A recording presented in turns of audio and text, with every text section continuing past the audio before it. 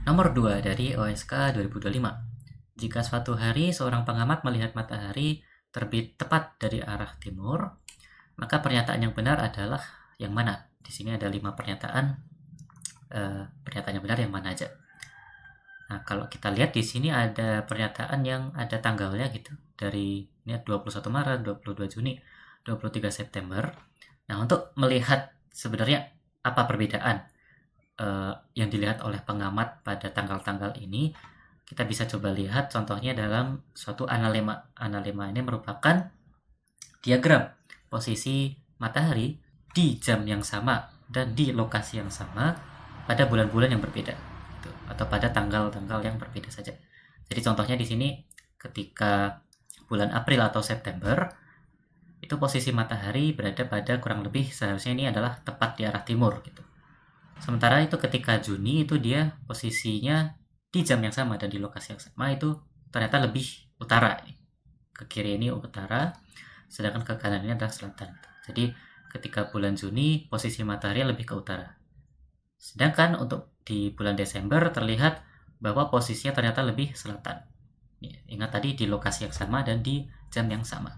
Jadi di sana ada suatu siklus gitu. Dikatakan ada satu siklus perubahan posisi matahari sepanjang waktu atau perubahan deklinasi matahari sepanjang waktu. Dan perubahan deklinasi ini tepatnya adalah melalui diagram ini gitu. Jadi misalkan yang garis tengah ini adalah deklinasi 0 derajat.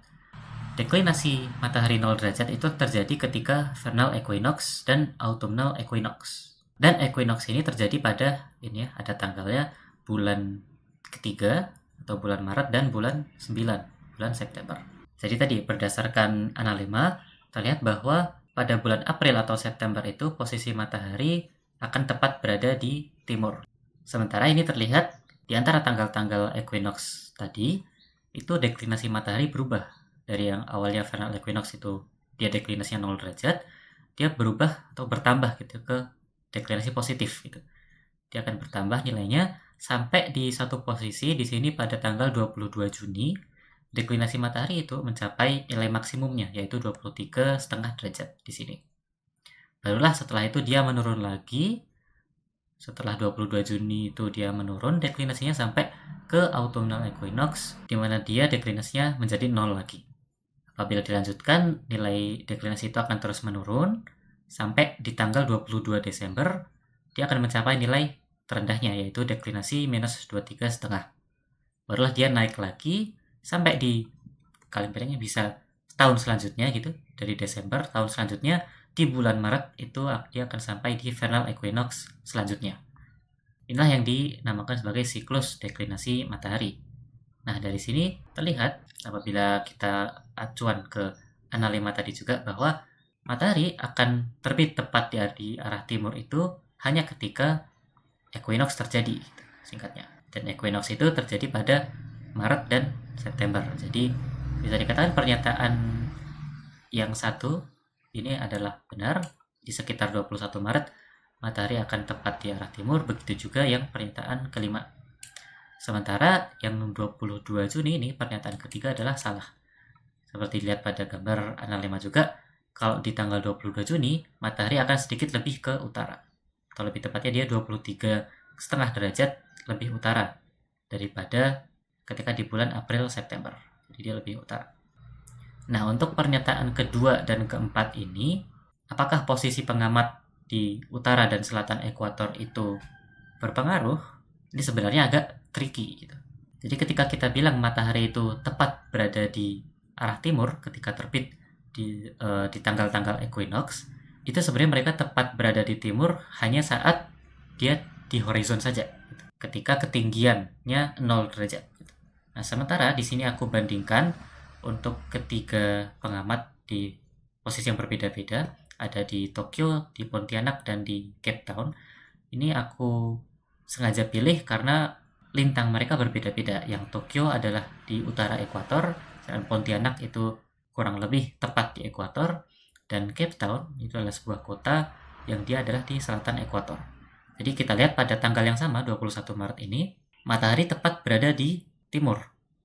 Matahari tepat berada di timur saat terbit. Saat terbit ini berarti ketinggiannya masih 0 derajat. Tepat matahari baru muncul di permukaan, itu dia tepat berada di arah timur.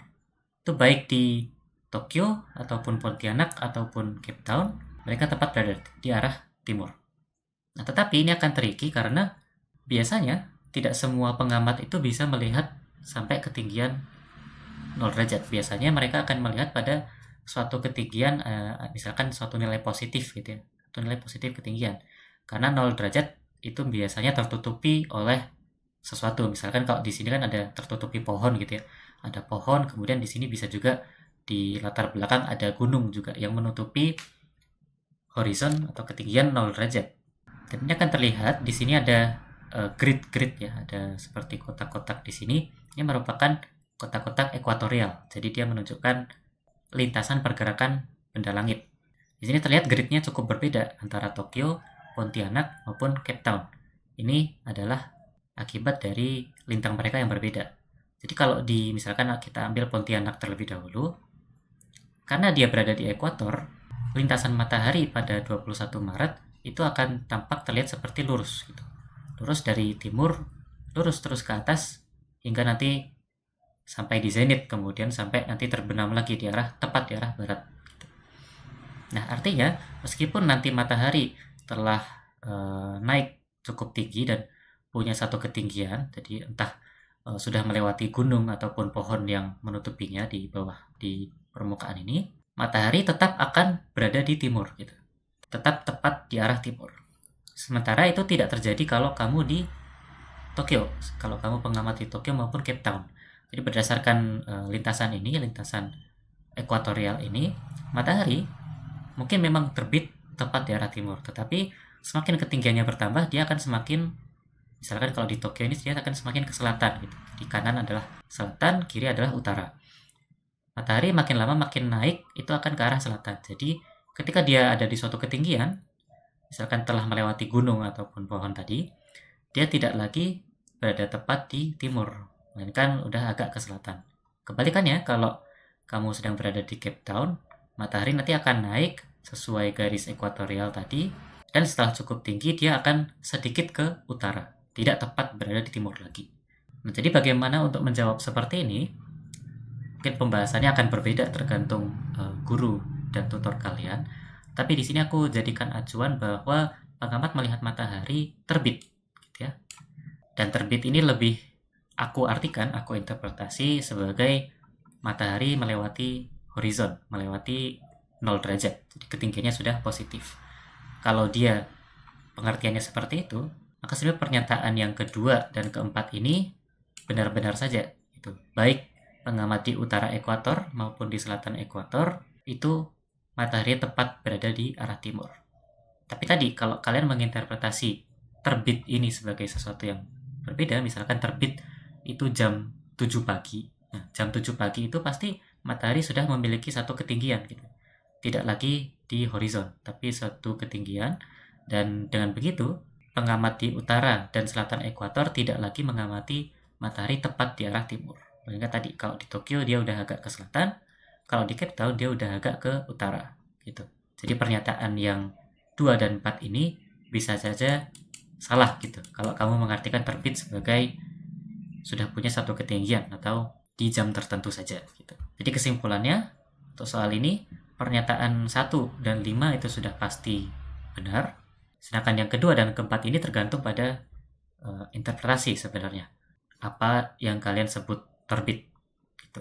Tapi kalau bagi aku sendiri mungkin lebih eksaknya akan lebih aman apabila terbit ini diartikan sebagai matahari melewati horizon, dan apabila seperti itu definisinya, maka pernyataan kedua dan keempat ini juga akan benar.